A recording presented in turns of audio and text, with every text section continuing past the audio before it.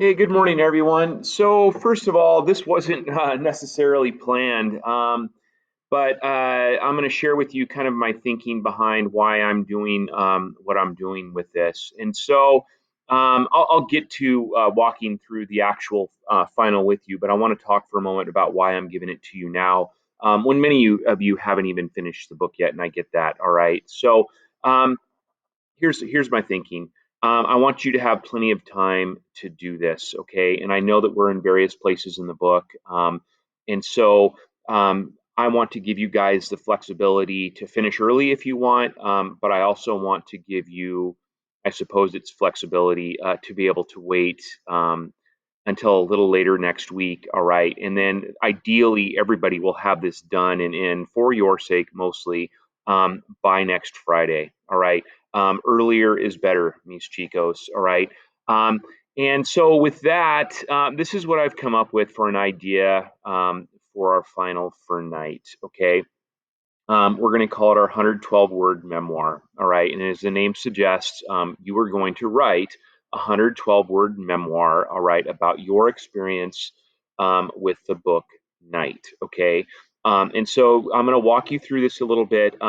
Unlike most of my walkthrough videos, all right, I'm going to have you indicate to me that you've actually watched this because I think it's important that you understand all the things that I expect from you with this particular final. All right. So hopefully you're watching this. All right. And hopefully you give me a comment in Classroom saying, yep, Sai, watch the video. All right. Good to go.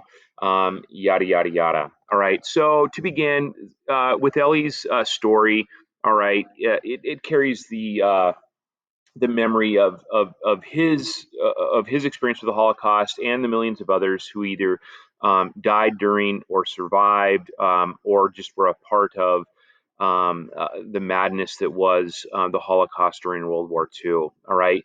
And by sharing his story, he has given us and others the responsibility of bearing that burden of memory from that dark chapter in human history. No, thankfully, we did not have to experience what he did.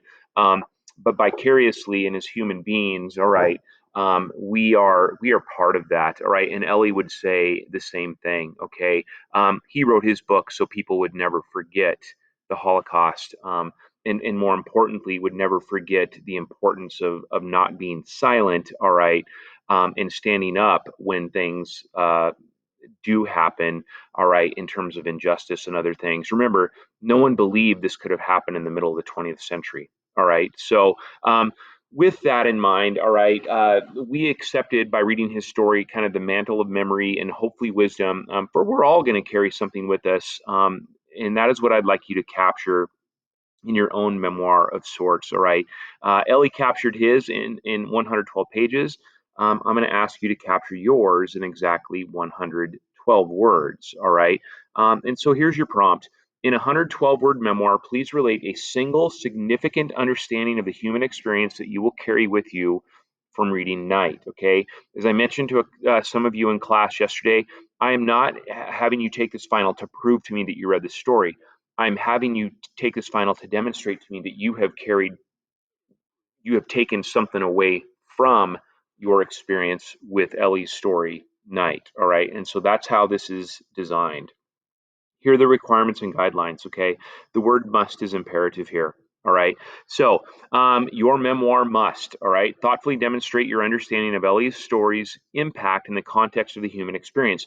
I'd be kind of thinking theme statement here. All right. And mostly what I mean there is like try to focus in on a universal theme that you discovered. And if you were doing your reading journal, you should have a number to draw from or pull from. All right. And so remember, this is about what you're taking away based on your reading and experience, your story with reading the book. All right. It must be written from a first person point of view.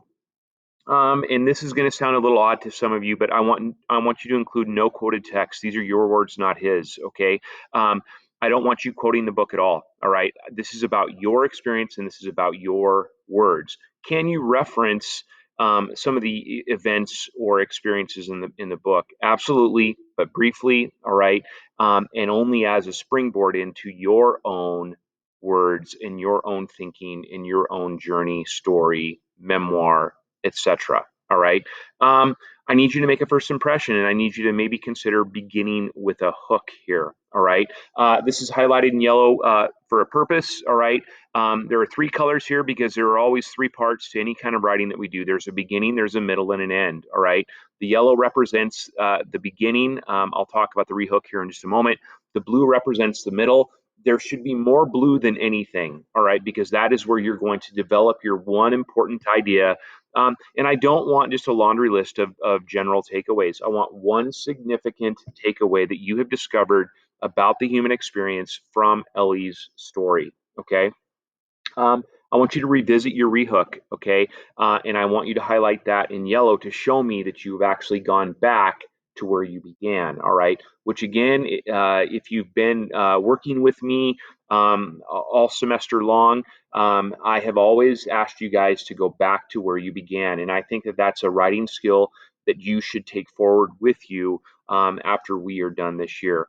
And then finally, make a final impression, all right? You made a first impression. You developed your idea. Now make a final impression, okay?